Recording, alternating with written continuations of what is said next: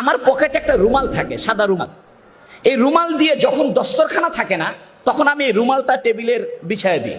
তা আমি এই রুমালটা টেবিলে বিছায় দিয়া এখানে বার্গারটা রাখলাম, রেখে আমি ওই হাতুর বাটাল কাগজ চামচ যা আছে সব সাইড করে রাখলাম। এটা আমি হাত দিয়ে সিরে সিরে খাওয়া শুরু করলাম। এবং টমেটোর সস দিয়েছে, তা আমি টমেটোর সসটা আঙ্গুল দিয়ে চেটে চেটে খাওয়া শুরু করছি। তা আমার পাশের টেবিলে বগুড়া থেকে কয়েকটা ইয়ং লেডি তারা উঠেছে বাসে। ওরা আমাকে দেখে মুচকি মুচকি হাসে আর মনে মনে ভাবে, এই ভেলুর পাড়ার হুজুর কোথা থেকে আসলো, এই গাইয়া হুজুর কোথা থেকে আসলো। তা আমি ওদেরকে দেখে আর ভালোভাবে আঙ্গুল দিয়ে চেটে চেটে খাইতেছি। এরপরে এক পর্যায়ে আমি যখন তারা হাসাহাসি করতেছে আমাকে দেখে, আমি ওই মেয়েদের সামনে গেলাম, যাই বললাম, excuse me madam, I talk to about English, you know English. যেই না আমি এই কথাটা বলছি, তো ওই মেয়ে দুটা মানে একদম তাকায় উঠছে। আমি ইংরেজি জানি, আমি ইচ্ছে করে ইংরেজি বলবো না। কেন বলবো? ইংরেজরা এদের 200 বছরের গোলাম বানিয়েছে আমাদেরকে। Excuse me. তো যখন আমি বলছি আর কিছু বলতেছে না, তাই আমি বললাম, ম্যাডাম মনে কিছু করবেন না, আমি একজনের প্রেমে পড়েছি, তাই আমার এই অবস্থা। তা আমাকে বলতেছে হুজুররা প্রেম করে নাকি? আমি বললাম, দেখেন, আমি এমন একজনের প্রেমে পড়েছি, তিনি যখন রোদের ভিতরে যাইতেন একখণ্ড মেঘ তাকে ছায়া দিত। আমি এমন একজনের প্রেমে পড়েছি, তার গায়ের মধ্যে মশামাছি বসতো না। আমি এমন একজনের প্রেমে পড়েছি, জীবনে কোনোদিন মিথ্যা বলেনি। আমি এমন একজনের প্রেমে পড়েছি, পূর্ণিমার চাঁদের চাইতে তার চেহারা উজ্জ্বল ছিল। আমি এমন একজনের প্রেমে পড়েছি, যিনি দুঃখীর দুঃখ মোচন করত।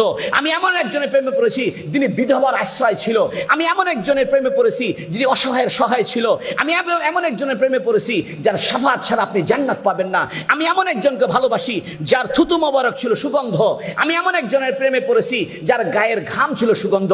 ওই মুহাম্মদ সাল্লাল্লাহু আলাইহি ওয়াসাল্লাম যেভাবে চলতো, যেভাবে খাইতো, যেভাবে পোশাক গায়ে দিত, যেভাবে কথাবার্তা বলতো, ওই রকম করতে আমার ভালো লাগে। মুহাম্মদ সাল্লাল্লাহু আলাইহি ওয়াসাল্লাম দস্তরখানায় বিছায় খানা খাইতেন, আমি তাই খাবো।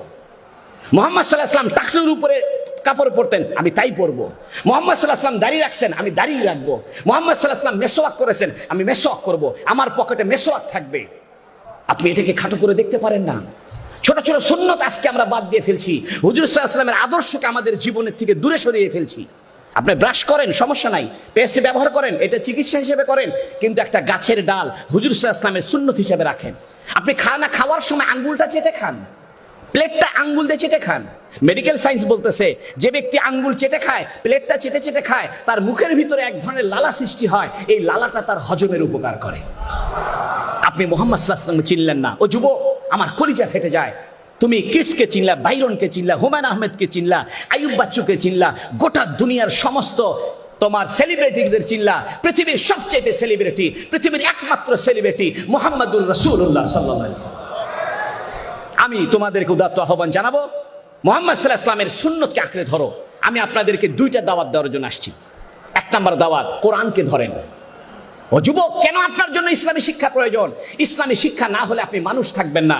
ইসলামী শিক্ষা না হলে আপনি মানবতা বোধ জানবেন না। ইসলামী শিক্ষা না থাকলে আপনি মনুষ্যত্ব শিখবেন না। ইসলামী শিক্ষা না থাকলে আপনার পরিবার ব্যবস্থা ঠিক থাকবে না। ইসলামী শিক্ষা না থাকলে আপনার সন্তান অমানুষ হবে। ইসলামী শিক্ষা না থাকলে বোনের সঙ্গে আপনার সম্পর্ক ছিন্ন হবে। ইসলাম থাকলে আপনি বোনকে সম্পত্তির ভাগ দিবেন।